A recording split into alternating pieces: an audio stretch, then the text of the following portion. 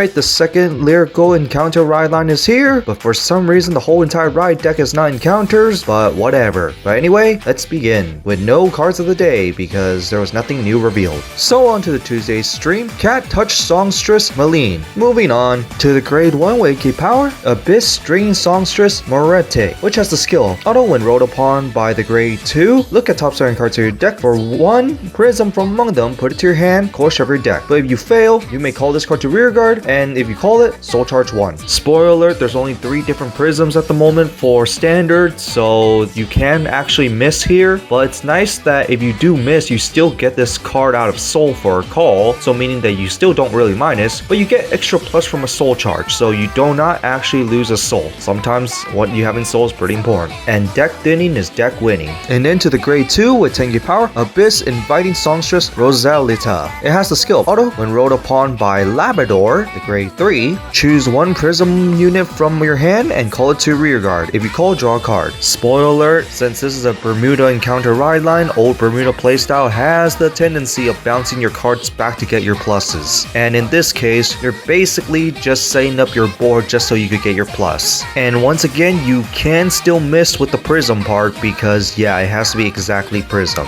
In which we go to the grade 3 with 13 power, Prism Promised Labrador, which has the skill at Vanguard once per turn, cost Soul Blast 1, choose one of your rear guards, return it back to your hand, and this card gets a 5k power to end turn. Like I said, bouncing for benefits. In which of course it benefits the second skill where Auto Vanguard, when this card attacks, cost Counter Blast 2, choose 2 prism units from your hand, call them to rear guard. If you called, draw a card. And if your opponent's Vanguard is grade 3 or greater, your whole front row gets plus 5k power, and this card gets plus 1 crit. First of all, keep in mind about the open rear guard part, but considering that there's a lot of cards that can bounce back to your hand, aka stuff like Kairi, there might be some generic cards from Kairi that you can use in this deck, it's not hard to get this combo off with a multi-attack. And of course, extra power plus crit is also pretty nice as well. I'm not going to say it's the best, but this definitely has a lot of combo potential. And I do like the nice part of the first skill where you could clear up your board before making those calls because that does actually really help out a lot. But it is just basically old prism, bounce back yourself to recall them in mid-battle so you can have them swim out and attack your opponent. And then we go to support cards. Our first card is Prism Promise Lyet, which is a grade 1 with K power and the skills Auto when placed on rear guard from hand or guardian. If your Vanguard is Labrador, this card gets us 5k power and 5k shield until the end of turn. You're going to be bouncing these cards back, so it's just nice that you can still use them as good shield value as well. But the second skill, Auto, when this card is returned from rear guard to hand, if your Vanguard is Labrador, you may soul charge 1. Then if you did not counter charge during the turn, you can counter charge 1. You must run this because it's your counter charge engine and it's also prism,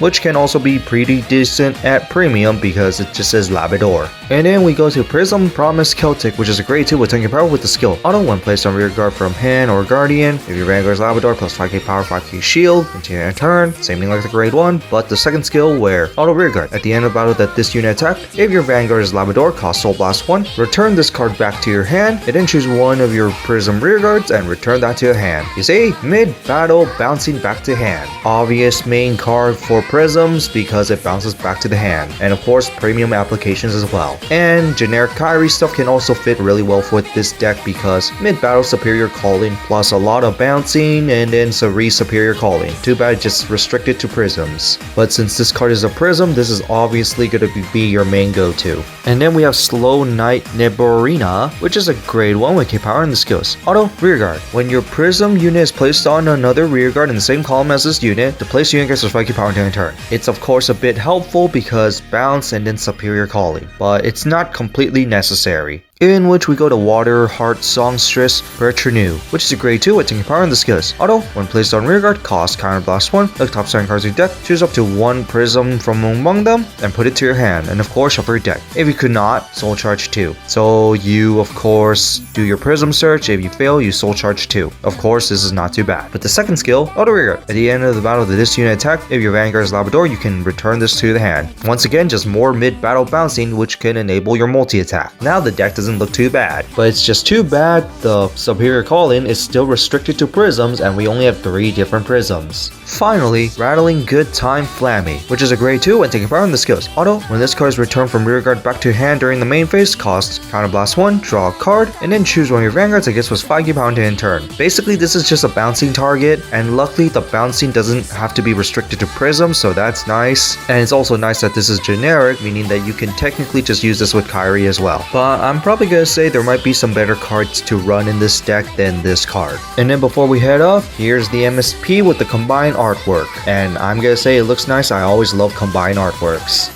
So that's it for the new Prism ride line. What do you guys think of it? Overall, it's not too bad. It looks mediocre at first when you look at it, but then when you see the support, it's actually not too bad with the extra bouncing in mid-battle just for mid-battle Superior Calling. And the extra power and crit is also pretty nice, especially for the called units. But I will have to say it's basically the same thing as Kairi, but not as great and more restricted. Just don't really like the restriction on Prism when we do not have enough Prism cards for the archetype. 3 different Prisms I will have to say isn't exactly the best ratio. In fact, I wish that they made the whole entire ride line encounter just to be all prism, just like Pacifica. Make the whole entire ride line all encounter. But this one would make more sense to be all encounter prism ride line, which I do not get why they didn't just do that. But oh well. Other than that, that's it for this and see you all next time.